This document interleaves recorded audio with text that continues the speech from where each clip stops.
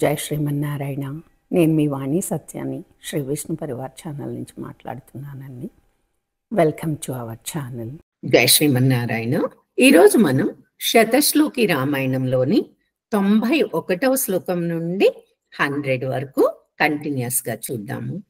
నపుత్ర మరణం కించిత్ ద్రశ్యంతి పురుషాః క్వచిత్ నార్యశ్చ విధవా నిత్యం భవిష్యంతి పతివ్రతాః నచాగ్నిజం భయం కించిత్ నాప్సుమజ్జంతి జంతవః నవాతజం భయం కించిత్ నాపి జ్వరకృతం తథ నచాపేక్షుద్భయం తత్ర నతస్కర భయం తథ నగరాణి చ రాష్ట్రాణి ధనధాన్యయుతాని చ నిత్యం ప్రముదితః సర్వే యథా కృతయుగే తథ అశ్వమేధ శతైరిష్ట్వా తథా బహు సువర్ణకైః గవాం కోట్యయుతం దత్వా బ్రహ్మలోకం ప్రయస్యతే అసంఖ్యేయం ధనం దత్వా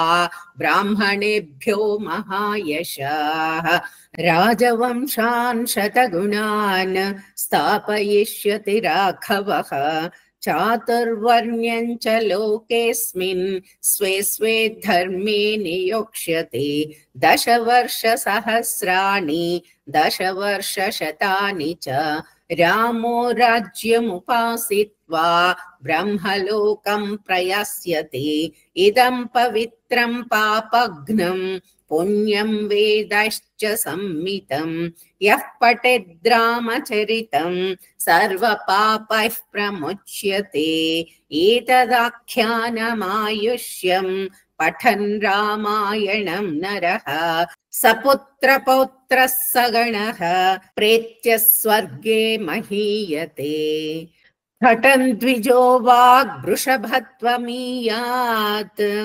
స్యాక్షత్రియో భూమిపతిత్వమీయాత్ వణిజ్జనః పణ్యఫలత్వమీయాత్ జనశ్చ శూద్రోపి మహత్వమీయాత్. ఇత్యార్షే శ్రీమద్ రామాయణే ఆదికావ్యే సంక్షేపో నామ ప్రథమః సర్గః. ఇతి శ్రీ శతశ్లోకి రామాయణం సమాప్తం. జై శ్రీరామ్. ఈ వీడియో కనుక మీకు నచ్చినట్లయితే కనుక లైక్ చేయండి, షేర్ చేయండి, అలాగే సబ్స్క్రైబ్ చేసుకోండి.